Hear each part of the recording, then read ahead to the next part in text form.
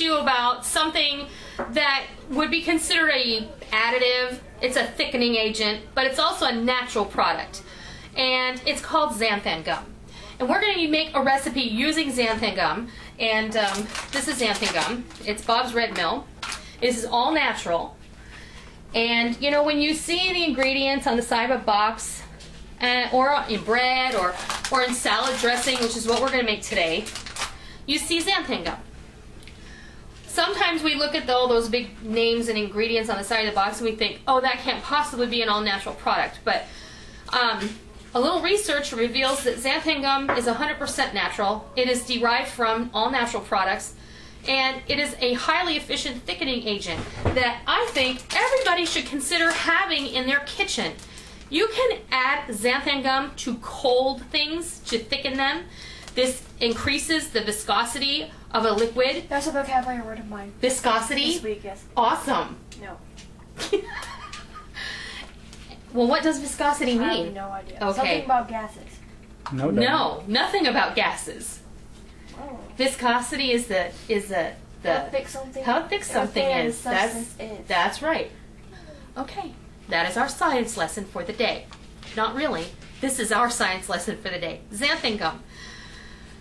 This, I will warn you, this bag is fairly expensive. This bag is between $7 and $8 depending on where you get it. If you get it at a health food store, it's probably going to be a little bit more. I got it at my fancy schmancy grocer, and I think it was around $8. But you're only going to use 1 or 2 teaspoons in a recipe, or today we're going to use a tablespoon, but we're going to use it in a mix that's going to make quite a bit of dressing. So the one thing, I printed out some information about xanthan gum simply because it's one thing to say you should use this, it's really a great product, but it's another thing to help you understand exactly what it is and how you can use it.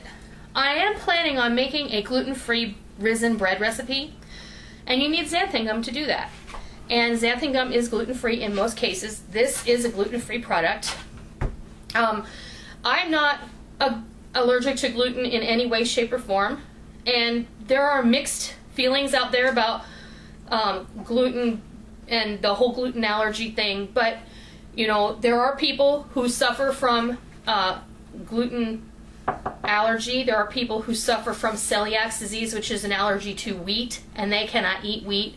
So, you know, anything that we can do to help learn from each other and help make maybe somebody else's life a little easier. You know, I make a lot of bread. And I have a lot of people who write to me and say, oh my goodness, that looks so great, I wish I could eat that, but I have celiac disease, or I'm gluten intolerant, or whatever number of things you want to say. So I want to include them in this party too. So we're all going to learn together, right? So why not? So I have the xanthan gum, and I have a few other ingredients, but that's another video. We're going to do this, the gluten-free bread on the weekend. But I have this information on xanthan gum, and I'm just going to read you a little bit about what it is. It says, xanthan gum is a polysaccharide derived from the bacterial coat of Xanthomonas campestris, used as a food additive and a rheology modifier, commonly used as a food thickening agent in salad dressings, for example, and as a stabilizer in cosmetic problems, for example, to prevent ingredients from separating. It is produced by the fermentation of glucose, sucrose, or lactose by the Xanthomonas campestris bacterium. After a fermentation period, the polysaccharide is precipitated,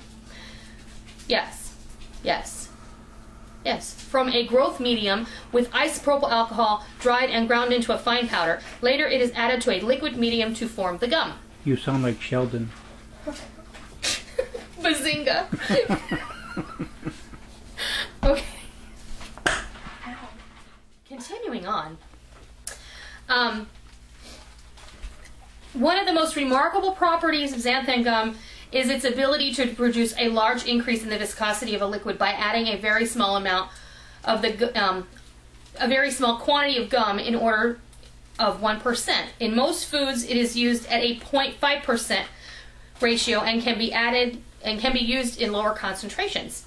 So basically, xanthan gum is a really excellent substitute for, you know, you can't put cornstarch in salad dressing because it's not going to work. Xanthan gum basically helps marry oil and water. It helps thicken things, and it helps things not to separate, So, like, you know, when you buy your salad dressing in the grocery store, which I wouldn't buy because it has lots of crap in it, but I don't think xanthan gum is such a bad ingredient. And, you know, it's accessible to us now. We can have this on our kitchen shelf. When I open this jar with this, I'm going to put it in a jar, and I'm going to go ahead and just keep it in a mason jar and seal it up, and we'll be good to go. But today, I have an dry Italian dressing mix that I'm going to show you how to make that we're going to call Good Reasons Dry Salad Dressing Mix. If you understand what that means, because we're referring to the dry salad dressing mix that you can buy on the grocery store shelf. Now, the amount that we're going to make is going to make a lot of salad dressing. The amount that you buy in the grocery store, which has like a tablespoon of mix in that tiny little packet, and can cost like $1.25 to $1.50 or more depending on where you shop. And of course, I know if you have coupons you can probably get it for free. But this one, you know exactly what's going into it, and you also know that there's probably no wheat derivatives in it, no lactose derivatives in it, or anything like that. So, let's get started. I just thought this was a really interesting thing to go ahead and make on our own. Because, if, you know, several of you understand that I have these big containers of seasoning on hand all the time, and I love it. So, we do that, and... Oh, Samantha! And Miss Tally And this too. is an excellent way of using those. And Miss Tally. Okay, so we're going to start off, and I just have a little bowl here. And there is really no, you know, perfect measurement. So we're going to use a tablespoon for just as a ratio purpose. So I've got 2 tablespoons of garlic powder. Okay. I'm going to do the same of onion powder. And don't worry if there's lumps in there, just break them up later, okay? We're going to do a tablespoon of sugar. Here. And of course this is all to taste. I don't like my Italian dressing all that sweet. Let's do 2 tablespoons of dried oregano. And if you would like to use Italian seasoning instead of all these separate spices, go ahead. Throw in the equivalent, you know, a tablespoon. There's 4 tablespoons in a quarter of a cup. So as far as the herbs go, I would use a quarter of a cup of Italian seasoning, and then I would continue to add the celery salt, the garlic powder, onion powder, black pepper, etc. So this here is basil, and it's brand new. Whoops. Let's see, what do I have of basil? I'm going to use a tablespoon of basil. I'm going to use 2 tablespoons of dry parsley.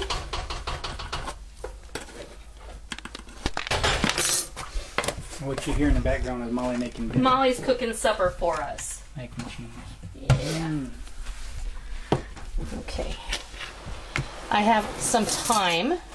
And I'm going to only do about a half a tablespoon of thyme, because thyme is very strong, and it tends to be a little on the bitter side. This is Mrs. Dash. I'd say 2 tablespoons, since that's about what went in the pot. So, like I said, this is not brain surgery, it's cooking. I say that all the time, don't I? Let's do some cracked black pepper, a tablespoon of that.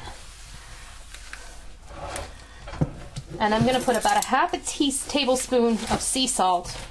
Cook both of these? Or half of that? No, you cook them all because we will use them.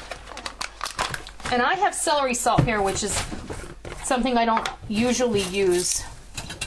But I'm going to use a healthy teaspoon of celery salt. And then I think I'm also going to use a teaspoon of celery seed. Because I like it. And for those of you who know me, you know that I really love celery seed. Here we go. Thank you! Bless you. Excuse me, thank you. Wow. Pepper. That is the secret to our success. What's that? Celery. Celery, absolutely. Okay, did I get everything in here? Everything but the xanthan gum, huh? So I'm going to open this up.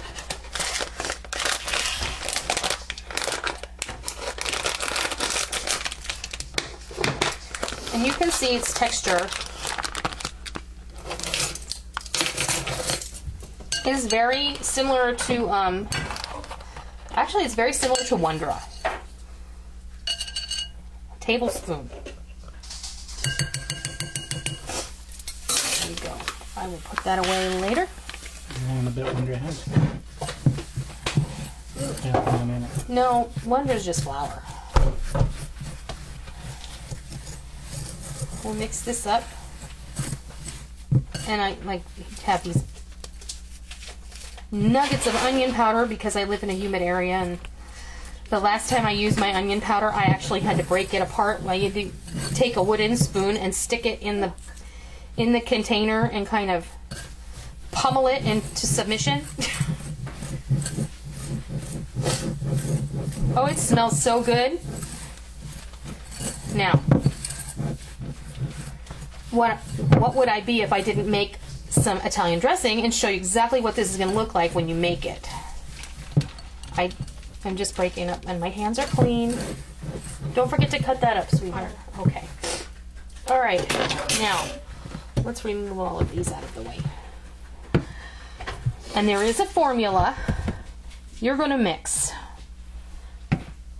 And I'm going to get my vinegar and my oil, and we're going to mix it together.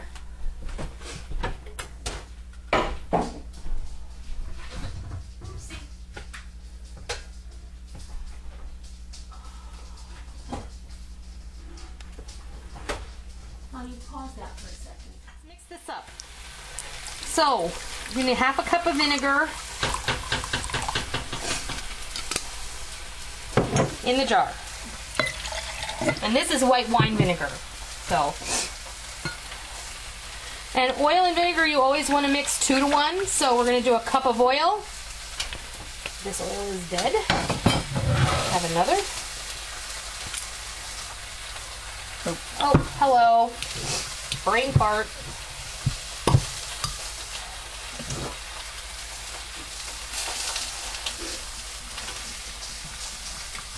And the beauty part about this is you can make this to taste. You don't have to make this much at one time. But you know what? This is about how much you're going to get if you buy a bottle of dressing in the grocery store. Right? Okay, we're going to do 1/4 cup of water. And I probably need to have a bigger bottle. I'm going to need a bigger jar. Let's see if I have one. All right, there we go. Now what I'm going to add is 2 tablespoons, generous ones, of this mix. Just like that. And I think I have a lid. I do. Give it a shake. Don't even. Okay, now look at that. Perfect. It is not separating. I'm going to get it out and I'm going to show you on a spoon.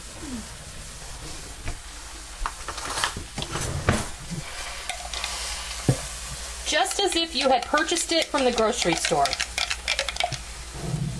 Look at that. It's really delicious. Molly, you want to taste it? Sure. It's good, huh? That is good. Yum. It's nice and light. And it's not overly seasoned. But the good part about this, if you're going to make this, you want to let it sit in the refrigerator for about a half an hour before you use it. But look, you've got about 1 cup and 3/4 in there of dressing. Maybe just a skosh more. But did you?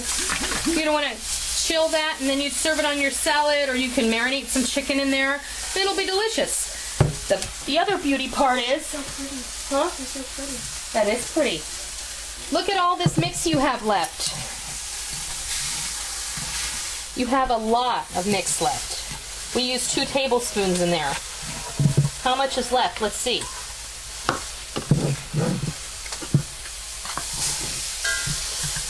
That's 1 recipe. 2, 3, 4. It's about 6. There's about 6 in the bowl, so 7 recipes of Italian dressing. This would easily serve 4, 5, 6 people. I mean, you're not supposed to drown your salad. Right, honey? You're not supposed to. Right. Yeah. Right. So, there you have it. Your own homemade dry Italian dressing mix. Very similar to the dressing mix that you get in the grocery store, except you made it yourself and you're going to employ the use of xanthan gum. You know what's in it. And you know what's in it. That's exactly right. Plus, you don't like oregano? Leave it out. You like basil a little bit more? Add some extra. You really like garlic? Throw some more in. In fact, throw some dehydrated garlic flakes in there, or throw some hot red pepper flakes in there. Make it your own. You can go anywhere with this. Do you know what else? I have another recipe I want to share with you because we're going to make our own Catalina dressing. Everybody loves Catalina dressing, right? Like coupons? Make your own. What? Like coupons? Like coupons? Catalina coupons? Like Catalina. Molly's addicted to coupons. She's like coupons? Catalina coupons? No, not like Catalina coupons. Like Catalina dressing. So, that's how you make my Italian dressing, dry Italian dressing mix. I hope you try it. I hope you love it. And until next time,